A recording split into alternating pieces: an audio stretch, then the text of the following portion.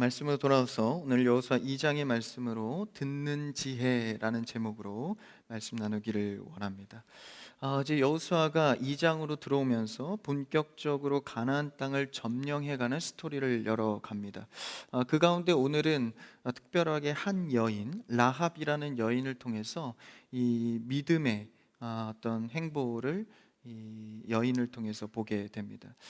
참 특이한 것은 이스라엘 백성들을 하나님께서 이끌면서 항상 이 약한 곳 그리고 이방인들을 통해서 또 강력한 메시지를 전할 때가 많습니다. 우리가 이 장을 들어가기 전에 이제 좀 2, 3주나 넘어갔기 때문에 그 전에 말씀을 좀 상기해 보면 이제 가나안 땅 하나님께서 애굽에 종살이하던 이스라엘 백성들을 이끌어내서 이 광야를 지나 이제 가나안 땅에 당도하게 됩니다. 이 모세는 하나님의 부름이 그 가나안 땅 직전까지였고 그 사역이 끝나고 이제 사역권이 여호수아에게로 넘어갑니다. 그래서 여호수아가 2세대 그 이스라엘 백성들을 이끌고 가나안 땅에 들어가게 되는 것이죠. 그런데 우리가 1장에서 보았듯이 명확히 할 것은 이 가나안 땅을 점령해가는 하나님의 언약은 그들의 힘이나 능력으로 점령해가는 땅이 아니라 하나님이 이미 주신 땅으로 순종하며 그 점령한 땅을 확인해 가는 작업입니다. 그러니까 성도의 승리의 원리는 세상적 힘을 키우는 것이 아니라 말씀에 순종해 가는 싸움이다라는 것을 여호수아 말씀을 통해서 알게 되는 것이죠. 그것을 1장에서 선포하고 들어가는 것입니다. 저번 말씀을 보면 이제 홍해를 건넜을 때와 또 여호수아에는 이제 요단강을 건너서 가나안 땅으로 들어가게 되는데 이제 이 전에 모세 때와 여호수아 때 이런 차이들이 발생하는데 홍해를 건널 때는 구원의 시작이었고 요단강을 가나안 땅에서 건널 때는 이제 순종과 책임 이제 구원을 받았으니 우리가 삶에서 해야 될 일에 대한 책임성을 말합니다. 그래서 홍해에서는 가만히 서서 하나님께서 너희를 구원할 것을 보라 하셨지만 요단강에서는 발을 떼어서 담가라 라고 명령하시죠. 그래서 여호수아에서는 조금 더 적극적이고 구원받은 사람으로서의 행함이 있는 믿음을 요구하고 계십니다. 그래서 99%의 사랑은 온전한 사랑이 아니든 100%의 사랑과 순종으로 나아가야 한다라는 결론을 냈었습니다. 그리고 이제 요단강을 건너서 첫 번째 성인 여리고성을 만나게 됩니다. 그 가운데 이제 정탐을 하여서 여호수아가 여리고성을 이제 말씀으로 받는 것에 대한 것을 과정을 겪어 가는데 이제 그 1절을 한번 읽어볼까요? 1절에 좀 많은 내용이 담겨 있는데 한번 같이 읽어볼까요? 2장 1절입니다. 시작. 눈의 아들 여호수아가 시딤에서 두 사람을 정탐꾼으로 보내며 이르되 가서 그 땅과 여리고를 엿보라 하매 그들이 가서 라합이라 하는 기생의 집에 들어가 거기서 유숙하더니 어제 가나안 땅 정령에 앞서서 여리고성 함락을 준비하게 되는데 이제 여호수아가 전략적인 군사 정탐을 합니다. 그런데 이 정탐이라고 하면 우리가 이제 출애굽에서 지금 한 번의 장면이 나오고 일찍이 광야 전에 이제 가나안 땅을 정탐한 적이 있습니다. 성경을 좀 보신 분들은 이제 이 정탐꾼에 대한 이야기를 익히 알 텐데 이제 모세가 가나안 땅에 보냈던 정탐과 가나안 땅에 들어와서 여호수아가 보낸 정탐 이 두 가지가 있습니다. 그러니까 오늘 말씀의 이 정탐을 떠올릴 때 그 모세 때 가나안 땅에 했던 정탐을 떠올리지 않을 수가 없죠. 전에 이 모세 때 가나안 땅에 정탐을 보냈을 때는 굉장히 이 행동은 비슷하지만 굉장히 다른 결과를 가져옵니다. 전에는 12지파를 대표해서 12명의 이 사람들이 정탐꾼으로 보내집니다. 근데 오늘 말씀의 정탐은 2명을 보내게 되는데 이 2명과 12명의 숫자적 차이도 있지만 그들이 정탐하러 간 동기 자체가 다릅니다. 그럼 우리가 한번 민수기 말씀을 좀 살펴봐야 할 텐데 이 말씀은 좀 찾는 게 좋을 것 같아요. 앞에 가까운 말씀이죠. 이 민수기 말씀을 한번 찾아보시면 앞에 민수기 14장으로 가시면 이 정탐의 내용이 나옵니다. 한번 그 말씀 한번 우리가 찾아서 볼까요? 민수기 14장을 보면 이제 정탐한 뒤에 그 보고를 하는 장면입니다. 그러니까 우리가 익히 아는 대로 10명은 부정적인 보고를 하고 2명은 하나님의 말씀에 선 이 확신의 보고를 합니다. 먼저 그 14장 직전에 13장 32절에 보면 제가 한번 볼게요. 이스라엘 자손 앞에서 그 정탐한 땅을 악평하여 이르되 우리가 두루 다니며 정탐한 땅은 그 거주민을 삼키는 땅이요 거기서 본 모든 백성은 신장이 장대한 자들이며 거기서 네피림 후손인 아낙 자손의 거인들을 보았나니 우리는 스스로 보기에도 메뚜기 같으니 그들이 보기에도 그와 같았을 것이니라 하면서 14장으로 넘어오면서 한번 3절을 같이 읽어볼까요? 14장 3절 시작. 어찌하여 여호와가 우리를 그 땅으로 인도하여 칼에 쓰러지게 하려 하는가? 우리 처자가 사로잡히리니 애굽으로 돌아가는 것이 낫지 아니하랴. 그리고 밑에 6절에 보시면 그 땅을 정탐한 자 중 눈의 아들 여호수아와 여분네의 아들 갈렙이 자기들의 옷을 찢고 이스라엘 자손의 온 회중에게 말하여 이르되 우리가 두루 다니며 정탐한 땅은 심히 아름다운 땅이라. 그러니까 사람들은 10명의 부정적인 보고를 듣고 굉장히 화가 납니다. 차라리 애굽으로 돌아가는 게 낫지 않겠냐.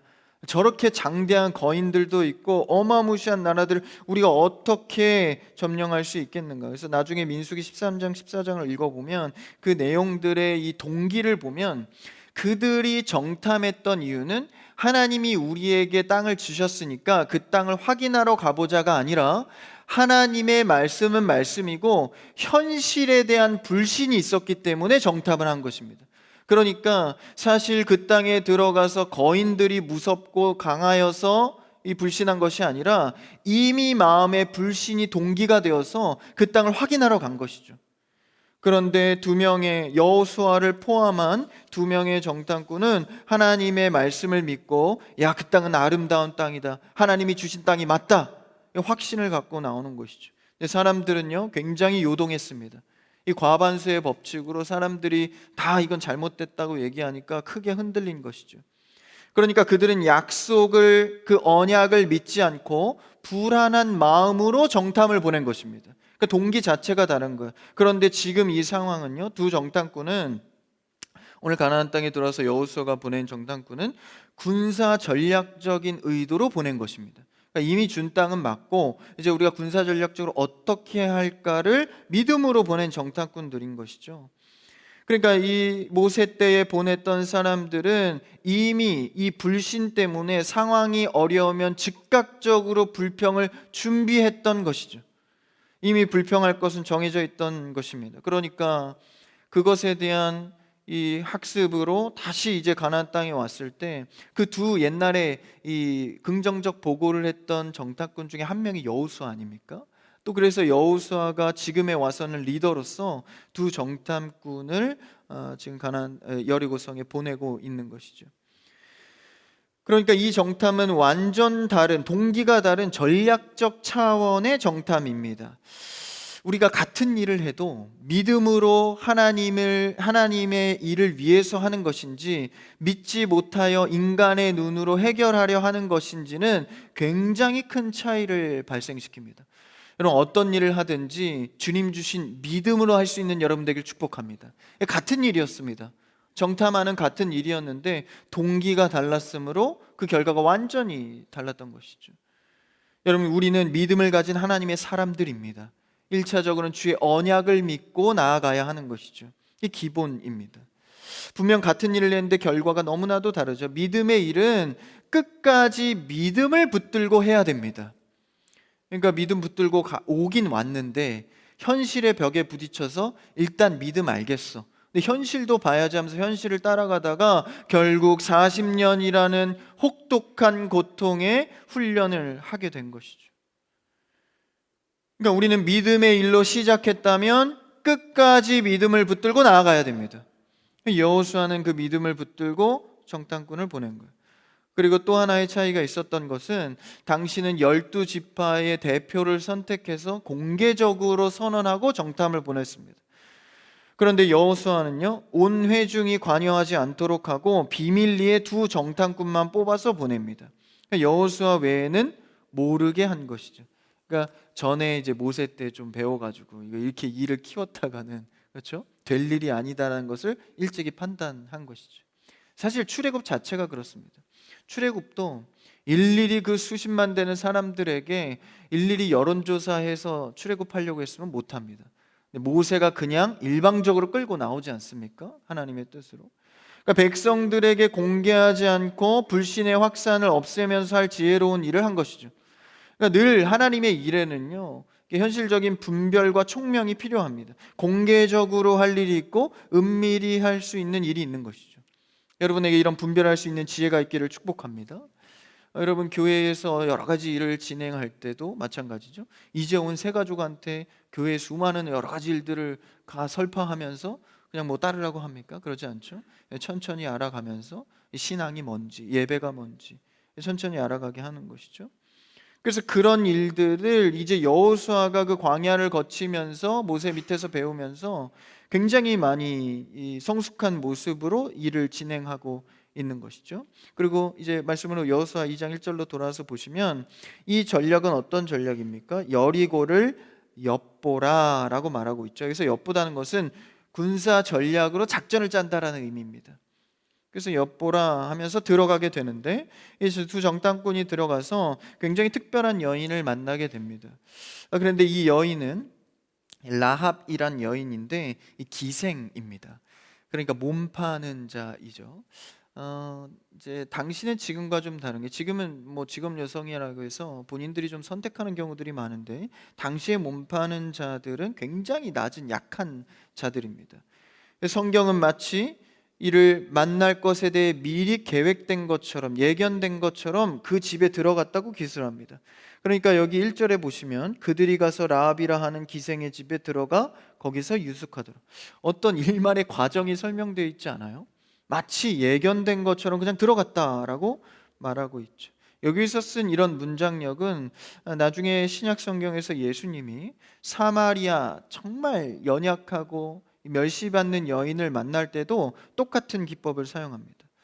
예수님께서 제자들이 말림에도 구태여 그 사마리아 땅을 통과하여야 하겠는지라, 그러니까 반드시 거기를 가서 내가 만나야 한다라고 말씀을 하시죠. 그래서 명확히 예수님께서 아심을 행하셨듯이 오늘 말씀의 라합을 만난 것은 이스라엘의 절대 중요한 예언의 장면으로 볼 수 있는 것이죠. 그래서 그렇게 들어가서 두 정탐꾼이 라합의 집에 유숙하게 됩니다. 그래서 어떤 일이 일어나나요? 한번 2절과 3절을 한 번에 읽어볼까요? 2절 3절 시작. 어떤 사람이 여리고 왕에게 말하여 이르되 보소서 이 밤에 이스라엘 자손 중에 몇 사람이 정탐하러 이리로 들어왔나이다. 여리고 왕이 라합에게 사람을 보내어 이르되 내게로 와서 내 집에 들어간 그 사람들을 끌어내라. 그들은 이 온 땅을 정탐하러 왔느니라. 굉장히 이 일이 빠르게 이제 스토리가 진행이 되는데, 이제 2절에 보면 그 스파이로 들어온, 이제 영어 성경에 스파이로 돼 있는데 이 정탐 스파이들이 들어왔다는 사실을 어떤 사람이 알려서 여리고성의 왕이 듣게 됩니다. 왕이 듣고 가만히 있겠습니까? 그러니까 사람을 보내서 그 사람들을 끌어내고자 하죠. 그런데 사실 가만히 생각해 보면 이 왕이 이렇게까지 흥분할 일은 아닙니다. 왜냐하면 이스라엘 백성들의 어떤 규모나 스펙을 볼 때 이 전쟁으로서는 상대가 되지 않는 것이죠. 그러니까 여리고성을 볼 때 게임이 안 됩니다. 왜냐하면 그들은 갖춘 성도 없고요, 이스라엘은 정식 군대도 없습니다. 군대도 아니고, 말하자면 이제 세상적으로 보면 좀 오합지졸이죠. 가정들이 겨우겨우 살아남아서, 그러니까 하나님 눈에, 영적을 눈을 볼 때는 영적인 군사들이고 믿음의 사람들이지만 사실 세상적으로 볼 때는, 죄송합니다, 좀 거짓골입니다. 왜냐하면 이제 밖에 생활, 텐트 생활을 40년을 했거든요. 그러니까 40년 동안 수많은 사람들이 그 사막에서 돌아다니면서 텐트 생활을 한 거예요. 뭐 군사훈련이고 장비고 뭐 아무것도 없죠. 그리고 세대가 계속 지나면서 뭐 노인들도 있고 어린아이들도 있고, 그러니까 그런 가족 챙기면서 그냥 무리로 다니다가 가나안 성에 지금 도착한 것이죠. 물론 입은 옷과 이제 신발을 닳지 않게 해주시긴 했지만 같은 옷 40년 동안 입으면서 이렇게 온 거예요. 맨날 만나와 메추라기만 먹으면서, 그래서 가족들을 이끌고 온 것이죠. 애들 돌봐가면서의 가정들이 왔는데 무슨 군사 준비가 되어 있겠어요? 근데 여리고성은요, 성벽 자체가 이 두 겹으로 되어 있습니다. 높이는 10m가 넘고 이 두께가 굉장히 두꺼워서 그들을 쳐들어가기에는 무력한 상황이죠. 그리고 군사적으로 볼 때 성을 함락할 때는 안전하게 함락하기 위해선 최소 10배의 군사력을 갖춰야 됩니다. 그래서 5배에서 10배 정도의 군사력을 갖추기는커녕 군사력이라고는 하나도 엿볼 수 없는 그들이 성 근처에서 대기하고 있는 것이죠. 근데 그런 상황에 여리고 왕이 그렇게 흥분할 일이 뭐가 있겠습니까? 그런데 여리고 왕은 마치 약속이나 된 듯 또한 사람을 보내서 정탐꾼들을 끌어내고자 합니다. 근데 여기서 희한하게 기생 라합이 자기 민족이 여리고 사람들 아니에요? 그런데 그 사람들이 와서 그 사람들, 너가 데리고 있는 사람들이 스파이다, 빨리 우리에게 내어주어라 하는데 숨기고 내어주지 않습니다. 한번 그 장면을 볼까요? 4절을 한번 읽어봅시다. 4절 시작. 그 여인이 그 두 사람을 이미 숨긴지라 이르되 과연 그 사람들이 내게 왔었으나 그들이 어디에서 왔는지 나는 알지 못하였고 5절에 보면 그 사람들이 어두워 성문이 닫힐 때쯤에 나갔다, 이 성에서 나갔다라고 말합니다. 그래서 이제 3대에 숨겨줬다고 말씀이 나오는데, 이 3대는 이제 식물 줄기를 말합니다. 당시 이제 지붕을 그런 식물 줄기로 이렇게 덮어놨는데 사람이 숨기도 용이한 그 두께가 있는 이 지붕이었어요. 그러니까 그 사이에 사람들을 숨기고 이미 성문 닫기 전에 나갔다고 거짓말로 그들을 따돌립니다. 그러니까 라합이 거짓말을 지금 한 거예요. 자기 편 민족 사람들한테 스파이로 온 사람을 가려준 겁니다. 아니, 어떻게 이렇게 거짓말을 하면서까지 이스라엘 백성의 스파이를 감춰줄 수 있을까? 그는 하나님의 일꾼으로서의 인식과 믿음의 초점에서 이런 일을 하게 된 것이죠.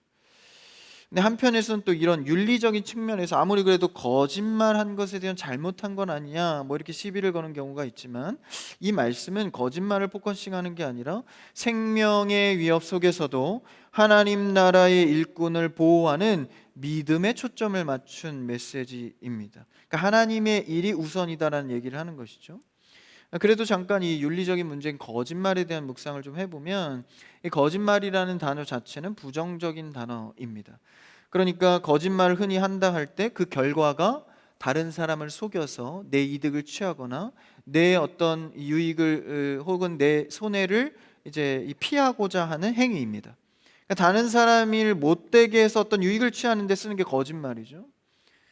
그러니까 이게 잘못된 것입니다. 그러나 사람을 살리는 거짓말도 분명 존재합니다. 이것을 우리는 거짓말로 명명하지 않고 더 나은 것을 위한 선택이다라고 이 정도로 봐야 할 것입니다. 왜냐하면 이 십계명에도 이웃에 대해서 거짓 증거하지 말라라고 분명히 말하는데, 반면 살인하지 말라, 그러니까 생명을 보호하라 라는 율법이 있습니다. 이게 두 가지가 충돌을 합니다. 그러니까 더 상위 개념인 생명을 위한 선택으로 볼 때 이것은 거짓말이 아니라 더 나은 것을 선택했다고 보는 것이죠. 개혁주의 결론적 권고는 이 말씀에 대해서 우리는 항상 진실을 말해야 하지만 그 진실은 언제나 사랑과 생명 안에서 정의되어야 한다, 이렇게 결론하고 있습니다. 그러니까 지금 기생 라합이 한 행위는 생명, 하나님의 생명의 일을 위해서 더 나은 말을 했다라는 것이죠. 우리도 살다 보면 그런 일들이 있죠. 세상사에도 있습니다. 이게 자녀들은 좀 솔직한 편이잖아요. 그게 다 잘된 말은 아닙니다. 우리 엄마가 그랬는데요, 집사님 키가 되게 작대요. 집사님 눈이 되게 못생겼대요. 진실입니다. 그런데 잘된 말인가요? 그 영이 살아나는 말인가요? 맞아, 나는 더 겸손해야 돼. 이렇게 받는다면 괜찮겠지만 대부분 마음이 상하겠죠. 그러니까 맞는 말을 한다고, 진실을 말한다고 해서 다 맞는 말은 아닙니다. 그러니까 우리가 영의 말, 살리는 말, 생명의 말이 더 우선인 것이죠. 할렐루야. 그래서 여러분, 우리는 성도로서 하나님 안에서 지혜롭게 생명을 살리는 선택을 하기를 축복합니다. 그래서 이렇게 맞는 말 하시는 분들 많으세요. 이게 진짜잖아, 이게 맞잖아. 잘났죠. 근데 영은 다 죽습니다. 여러분 그러지 마시고 생명을 살리는 말, 자녀들에게도 마찬가지예요. 너의 한계는 거기까지야, 우리 유전자가 그래, 이렇게 하지 마시고 할 수 있어, 한 번 더 해보자, 엄마가 도와줄게. 이거 얼마나 좋아요. 여러분 살리는 말을 할 수 있는 여러분 되기를 축복합니다. 그래서 지금 기생 라합은요, 생명을 살리는 선택을 하고 있습니다. 어떻게 이런 믿음과 분별과 눈이 생겼을까? 그러니까 단순히 위기를 모면하는 자신의 유익을 위한 거짓말이 아닙니다. 하나님의 통치와 공의를 실현하기 위한 신앙을 지키기 위한 행위였다라는 것이죠. 사실 이 결정과 행동은요, 자신의 목숨까지 건 행동입니다. 왜냐하면 자신의 민족과 어떤 나라의 위협을 가하고 있는 상황이기 때문에 그 상황을 다 뒤로하고 더 우선한 가치가 그녀에게 있었다라는 거예요. 어떻게 이렇게 생명을 건 믿음의 사람만 할 수 있는 행함을 어떤 이 이방인의 기생 라합, 이스라엘 민족의 하나님이신 그 신을 접할 기회도 없었을 뿐더러 굉장히 낮고 낮은 신분에 있었던 그녀가 어떻게 이런 행위를 할 수 있었을까? 그녀의 행동은 단순한 배신이나 우발적 행동이 아닙니다. 참된 신을 선택한 신앙 고백이었던 것이죠. 그녀가 어떻게 그렇게 할 수 있었을까? 우리가 말씀에서 좀 보기 원하는데 좀 뒤로 가서 8절과 9절을 한번 읽어볼까요? 8절 시작. 또 그들이 눕기 전에 라합이 지붕에 올라가서 그들에게 이르러 이제 그들을 이제 자신의 민족이 쫓아온 사람들, 왕이 보낸 사람들을 이제 돌려 이제 보내고 이제 그 다음에 다시 지붕에 숨은 그 이스라엘 스파이들에게 가가지고 이제 지붕에 가서 그 사람들한테 하는 얘기입니다. 한번 9절을 읽어볼까요? 시작. 말하되 여호와께서 이 땅을 너희에게 주신 줄을 내가 아노라. 우리가 너희를 심히 두려워하고 이 땅 주민들이 다 너희 앞에서 간담이 녹나니 10절이요. 애굽에서 나올 때에 여호와께서 너희 앞에서 홍해물을 마르게 하신 일과 너희가 요단 저쪽에 있는 아모리 사람의 두 왕 시온과 옥에게 행한 일 곧 그들을 전멸시킨 일을 우리가 들었음이니라. 어떻게 해요? 우리가 들었다. 지금 이스라엘에게 하나님께서 하고 싶은 이야기를 어쩌면 기생 라합 한 여인을 통해서 전달되고 있는 겁니다. 여호와께서 너희에게 이 땅을 준 줄 이방 미천한 기생인 나도 알고 있다. 40년 전에 이스라엘 백성들은 12명이나 되는 정탐꾼을 보냈지만 믿지 않았습니다. 부정적인 보고를 했고 이미 불신해서 인간적인 마음으로 살피고자 들어갔습니다. 그때 믿지 않았던 그 이스라엘 백성들을 보건대 지금 이방 땅에 일개 몸파는 여인이 그 말을 대신하고 있는 것이죠. 그러니까 나는 그 이야기를 듣고 믿게 되었다. 어쩌면 하나님께서 이스라엘 백성들에게 무서운 역설의 메시지를 주고 있는 겁니다. 내가 너희에게 이 땅을 주었다. 이방인도 저 일개 라합도 알고 있다. 그러니까 하나님의 일하는 방식이 여기서 들어오게 됩니다. 지금 라합이 전하는 메시지는요, 군사 정보나 어떤 지략적인 이야기를 전하고 있는 것이 아닙니다. 이미 너희에게 주신 땅으로 알고 있다. 가장 미천한 자의 고백인 것이죠. 더욱 정확하게 들어오는 거예요. 그러니까 이스라엘들의 과거의 불신과 이런 믿지 못했던 마음들이 얼마나 부끄럽게 만드는 고백입니까? 하나님께서는요, 때론 우리의 두려움을 깨뜨리기 위해서 우리가 전혀 예상치 못한 사람, 전혀 예상치 못한 상황으로 우리를 깨닫게 하십니다. 세상의 눈에는 비천해 보이는 이의 입술을 통해서 하나님이 거대한 계획을 선포하고 있는 것이죠. 그래서 승리가 인간의 힘이 아닌, 너희가 눈으로 본 거대한 능력으로가 아닌 하나님의 주권의 말씀의 역사로 이루어진다는 것을 확증하고 있는 것입니다. 여러분, 우리는 하나님의 말씀으로 믿음이 있기를 축복합니다. 어떤 눈으로 보여지는 능력과 외형적인 응답이 아니라요, 말씀의 확신을 가진 거예요. 라합은 이스라엘이 경험한 홍해의 기적, 광야의 이적을 직접 본 적은 없습니다. 그런데 오늘 10절에서 뭐라고 기술합니까? 단지 들었을 뿐. 그런데요, 여기서 들음으로 어디까지 나아가죠? 들음을 통하여서 내가 안다라고 말합니다. 그러니까 지금 10절의 끝에서는 우리가 들었다. 이것을 9절 중간에 보시면 너희에게 주신 줄을 내가 아노라 라고 확신하고 있죠. 이스라엘 백성들도 흔들릴 때가 많은데 이 들음에서 나온 라합은요, 내가 안다고까지 믿음을 발전시켰습니다. 여러분, 믿음은 들음에서 납니다. 내 어떤 지혜, 지식, 지성으로 나오는 것이 아닙니다. 하나님께서 들려주신 믿음의 능력으로 듣게 되고 이것이 아는 데까지.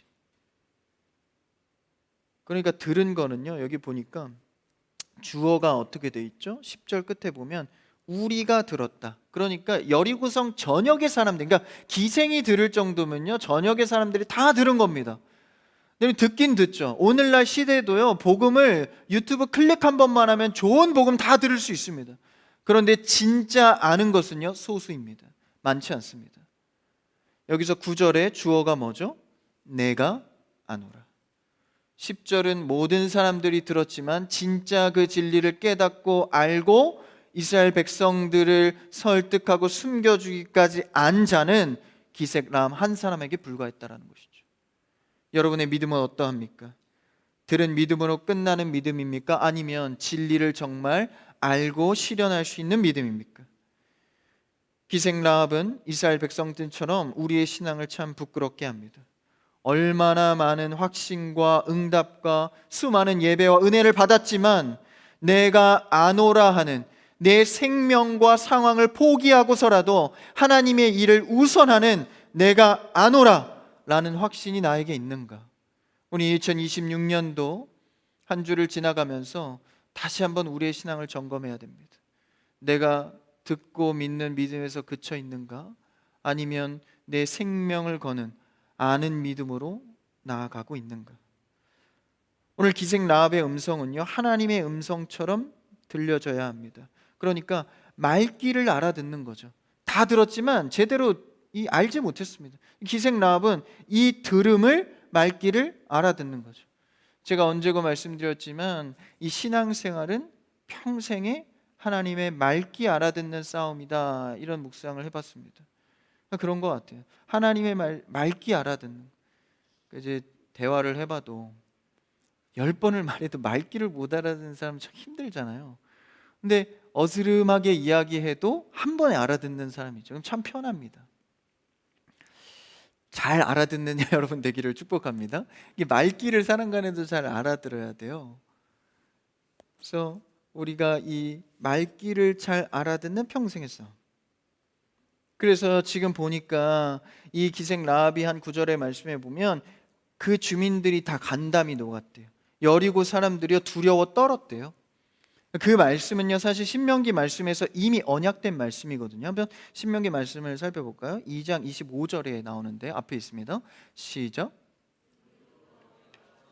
민이 너를 무서워하며 너를 두려워하게 하리니 그들이 내 명성을 듣고 떨며 너로 말미암아 근심하리라 하셨느니라. 이때 하신 언약의 말씀을요 기생 라합을 통해서 다시 한번 확인시켜 주는 겁니다. 그러니까 하나님은요 사실 우리에게 많은 은혜와 말씀의 확신을 주십니다. 믿지 못하는 건 늘 우리의 연약한 믿음 때문이죠. 그래서 이렇게 확언을 시켜주면서 그 성취가 여인의 믿음으로써 확증되는 것을 보여주는 것이죠. 믿음은 들음에서 난다는 로마서 10장의 말씀처럼 라합은 하나님의 소식을 들음으로 믿음이 생긴 것입니다. 잘 듣게 된 거죠. 여러분 이게 큰 은사입니다. 신앙생활 하면서요 잘 듣는 여러분 되기를 축복합니다. 잘 듣는다라는 이것은요 이미 솔로몬이 얻은 은사이기도 합니다. 솔로몬이 얻은 지혜는요 단순히 똑똑한 은사가 아니었습니다. 성경에서 말하는 솔로몬의 지혜는 렙쇼메아라는 단어인데 이 단어는 잘 알아듣는다라는 뜻입니다. 그러니까 잘 들리는 거죠. 분별하고 들리는 지혜입니다. 렙쇼메와 같은 지혜의 은사가 여러분의 있기를 축복합니다. 굉장히 중요한 은사거든요. 사람의 마음을 알아채기도 하고 하나님의 음성을 잘 듣기도 하는 이 지혜. 그러니까 솔로몬이 재판할 때 이 지혜의 능력을 볼 수 있는데 유명한 솔로몬 재판이죠. 이제 두 어머니가 있었는데 자다가 한 아이를 뭉개서 한 아이가 죽게 됩니다. 그러니까 한 아이는 살게 되었는데 그 아이가 누구 아이냐에 대해서 막 논쟁을 하는 거예요. 솔로몬 앞에 찾아오죠. 이 아이가 내 아이입니다. 이 아이가 내 아이입니다. 이렇게 두 어머니가 싸우는데 그때 이 열왕기상 3장 26절에 보면 자궁에서 불타는 모성애를 솔로몬이 들었다라고 합니다. 이제 오늘날 번역에는 마음이라고 하는데 이게 원어에는 이제 라하밈이라고 해서 이제 자궁이란 단어입니다. 그러니까 자궁에서 불타는 모성애의 소리가 들렸다라는 거예요. 그러니까 신적인 분별의 능력으로 그가 진짜 어머니인 걸 알았다라는 겁니다. 그러니까 솔로몬이 똑똑해서 아는 게 아니라 들렸다라는 것이죠. 잘 알아듣고 의중과 심중을 알게 되었다라는 것입니다. 여러분, 성경의 지혜는요, 하나님의 세미한 음성을 듣는 자입니다. 여러분, 평생에 하나님의 말씀을 잘 듣는 여러분 되길 축복합니다. 잘 들려야 돼요. 그래서 하나님의 음성이 잘 안 들리면 졸리거든요. 근데 잘 들으시는 분들 보면 한 마디라도 땅에 떨어질까 아쉬운 마음으로 막 들으세요. 그게 벌써 은사를 받으신 거죠. 여러분, 이 밤 여러분들이 구할 때 하나님의 말씀을 듣는 은사를 구하시기를 축복합니다. 하나님, 하나님의 말씀을 들을 수 있는 귀를 허락하여 주옵소서. 이게 정말 중요한 거예요. 하나님의 말씀을 듣는 열망의 귀가 있어야 하는 겁니다. 저도 부끄럽지만 이 말씀을 듣는 귀가 어렸을 때는 잘 안 열려진 것 같아요. 그래서요, 저도 이제 10대 때나 뭐 군대 가기 전에 이럴 때는요, 제가 소명 받기 전이죠. 그럴 때는 죄송합니다. 저도 졸았습니다. 저도 졸았거든요. 졸려요, 말씀이 듣다 보면. 이 말씀을 이제 그냥 귀로만 들으면 굉장히 힘들거든요. 하나님이 들을 수 있는 이 지혜의 귀를 주셔야 됩니다. 이게 진짜 가치 있는 거구나. 그래서 제가 소명 받고 그 지혜의 귀를 주신 뒤로는요, 앞에 앉으나 뒤에 앉으나 저 방송실에 앉으나 안 줍니다. 물론 때론 졸 때도 있겠지만 안 졸아요. 졸리지가 않습니다. 그냥 듣는 게 송이꿀보다 단 그 하나님의 진리의 말씀을 듣는 귀가 생긴 것이죠. 여러분, 듣는 귀에 인사가 있기를 축복합니다. 청년들이나 우리 청소년들도요, 이게 얼마나 귀에 시끄러운 소리를 많이 듣고 삽니까? 인터넷이나 OTT나 수많은 것들을 듣고 삽니다. 정말 내가 들어야 할 것이 무엇인가? 듣는 귀가 있는 게 참 복이죠. 이런 기생 라합이 들을 정도면 거의 다 대부분 물리적으로는 들었지만 진짜 마음에 새기고 알게 된 진리의 가치를 알게 된 것은 기생 라합 한 사람이었다는. 듣고 귀한 것을 귀한 줄 아는 것. 여러분, 이 은혜는요, 쉽게 주어지는 건 아닙니다. 예배 진짜 귀한 거구나. 말씀을 전해줄 사람이 있다는 건 정말 귀한 거구나. 이런 걸 정말 우리가 깨달아야 합니다. 정말 말씀 귀한 거. 건강한 말씀, 정통한 말씀, 이단적이고 흔들리지 않는 말씀 듣는 게 정말 귀한 거구나. 여러분, 크리스찬 교회는 말씀이 살아있는 교회인 줄 믿습니다. 담임 목사님이 늘 강조하시잖아요. 예배 잘 드리고 말씀이 살아있는 교회. 우리 교회가 그런 건강한 교회입니다. 참 감사해요. 이번 주에 제가 청년부에서요, 우리 교회 이 형제를 통해서 한 외국에서 이 친구분이 한 분 오셨어요. 그래서 이제 교제하고 얘기를 하는데, 이제 그 친구분이 몇 년 전에 우리 교회 영상을 통해서 이렇게 말씀을 접했는데 그때 너무 은혜를 받아서 지금까지 그 말씀을 우리 교회를 통해서 듣고 있다는 거예요. 유럽 땅에서 사시는 분이. 저만 은혜가 되나요?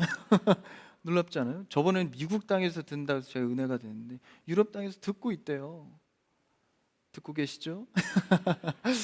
얼마나 은혜가 되는지 몰라요. 그러면서 하시는 말씀이 유럽 땅에는 교회가 한인교회가 온전치 않대요. 그래서 이게 뭐 시간이 지나면서 없어지기도 하고 생겨나도 소수가 모이고 신앙 지키기가 말씀 듣기가 어렵다라는 거예요.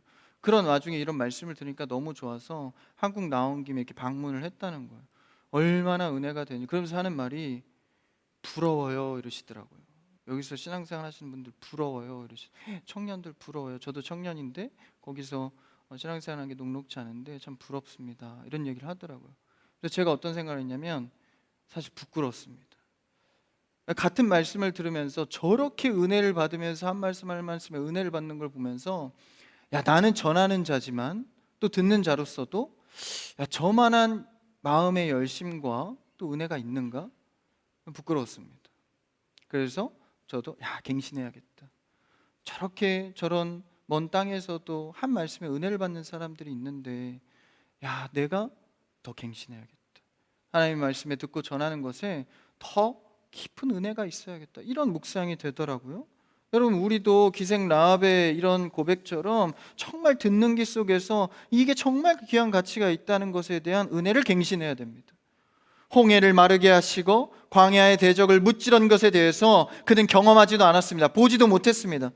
그런데 우리는 늘 예배하고 늘 말씀 듣고 편하게 교회를 다니면서 그냥 간접적으로 듣고 경험한 자보다 못한 성령의 감동을 갖고 있다면 우리의 신앙은 어디를 향하고 있는 것인지, 완전히 자신을 내어주면서까지 자신의 조국을 배반하면서까지 행하는 그녀를 볼 때 우리는 어떤 은혜를 받고 있는지 다시 신앙을 갱신해야 됩니다. 그래서 그녀가 정말 이 행하는 것에 대해서 어떤 귀한 가치를 갖고 살아갔는지, 결국 이 여인은요, 이 행함 한 번을 통해서 여호수아 좀 뒤에 가면 6장 25절에요 결국 이스라엘의 공동체의 일원이 됩니다. 한번 그 대목을 읽어볼까요? 같이요, 시작. 여호수아가 기생 라합과 그의 아버지의 가족과 그에게 속한 모든 것을 살렸으므로 그가 오늘까지 이스라엘 중에 거하였으니, 넘겨주세요. 이는 여호수아가 여리고를 정탐하려고 보낸 사자들을 숨겼음이었더라. 이스라엘의 공동체의 일원이 됐다는 거예요. 뭐 때문에요? 그때 당시에 여리고에 정탐하러 보낸 사람들을 숨겨주었던 그 믿음의 행위 덕분에 그렇게 됐다라는 것입니다. 세상이 보기에는, 국가 입장에서는 지독한 배신자입니다. 그러나 하나님이 보기에는 이스라엘 공동체 일원으로서 받을 만한 사람인 거죠. 그래서 결론적으로 히브리서 기자는 신약에서도 이 여인을 들어서 이렇게 평가합니다. 히브리서 11장 31절 읽어볼까요? 시작. 라합은 정탐꾼을 평안히 영접하였으므로 순종하지 아니한 자와 함께 멸망하지 아니하였도다. 믿음으로 기생 라합은 정탐꾼을 숨겨주었고 그들을 환대했기 때문에 순종하지 아니한 자와 같이 되지 않고 멸망하지 않아, 다시 말하면 구원을 너끈히 얻는 자가 되었다. 여러분, 히브리서 11장은 믿음장입니다. 믿음장에서 라합을 소개하고 있는 것이죠. 그의 믿음은 들음에서 났습니다. 그리고 그의 믿음은요, 정확하게 그 믿음의 기준대로 행한 믿음이었습니다. 중요한 건 들었지만 가만히 있던 사람들도 있었지만 라합은 들은 대로 믿었고 믿은 대로 행하였습니다. 그래서 행함으로 의롭다함을 얻은 것이죠. 여러분, 우리의 믿음은 들음에서 납니다. 그러나 들은 것으로 끝나는 것이 아니라 행함이 동반될 때 하나님 앞에 아름답게 평가됩니다. 결국 이 라합은요, 마태복음 1장 이제 5절에 보면 예수 그리스도의 계보에 포함이 됩니다. 이 기생 라합이 예수 그리스도의 계보에 포함될 정도로 하나님께 인정받을 만한 믿음의 사람이었다라는 것이죠. 그래서 오늘 본문으로 다시 돌아와서 이제 마지막 절 11절을 한번 읽어볼까요? 11절 시작. 우리가 듣자 곧 마음이 녹았고 너희로 말미암아 사람이 정신을 잃었나니 너희의 하나님 여호와는 위로는 하늘에서도 아래로는 땅에서도 하나님이시니라. 라합의 신앙적 고백의 결론입니다. 여호와 하나님은 위로나 땅에서나 어떤 한 민족의 이 부족 신이 아니라 모든 땅을 주관하시는 여호와 하나님이시다. 이것을 깨달은 거예요. 사실 우리 인생을 돌아보면요, 이거 한 고백 깨닫는 과정인 것 같아요. 모든 것을 다스리신, 내 인생의 처음과 끝을 주관하시는 분이 하나님이시구나. 돈도 아니었구나, 사람도 아니었구나, 내 실력과 경험도 아니었구나, 모든 것을 다스리시는 분은 하나님이었구나. 이 인식 하나 들어온 게 사실 우리의 신앙의 전부인 것 같습니다. 그러면서 온 우주의 절대 주권자를 인정하면서 이것을 깨닫게 된 것, 이게 웬 은혜입니까? 여러분, 믿음은 우리의 지성과 비례하지 않습니다. 우리가 생각하고 깨닫는 것에 비례하지 않습니다. 들음에서 하나님의 주신 전적인 은혜로. 우리도 어쩌면 라합과 같은 불쌍한 인생의 시간 속에 죄에 허우적대는 그런 인생인지 모릅니다. 그러나 주의 언약의 복음이 나를 살렸습니다. 듣게 해주신 들을 귀가 있는 지혜를 통해서 복음 때문에 우린 살아났습니다. 그런 약속의 복음을 우리의 인생에서 믿지 않는다면 무엇을 의지하며 살아가겠습니까? 라합을 통해 다시 한번 우리는 구원과 복음의 확신 속에서 신앙을 갱신해야 됩니다. 듣는 지혜를 주시고 들을 수 있는 열망을 주셔서 하나님의 말씀에 우선 가치를 두고 날마다 라합과 같은 행함이 있는 믿음이 있기를 바랍니다. 우리는 매일 가나안의 약속을 의심합니다. 주었다고 확신하고 은혜도 받지만 뒤돌아서면 또 의심하는지 모릅니다. 그러나 들음에서 나는 믿음을 의지하여서 오늘도 듣는 말씀을 다시 한번 의지하여서 라합처럼 하나님이 하실 일을 의지하여 믿음으로 행하는 주의 자녀들, 복된 자녀를 다 되시기를 주님의 이름으로 축원합니다.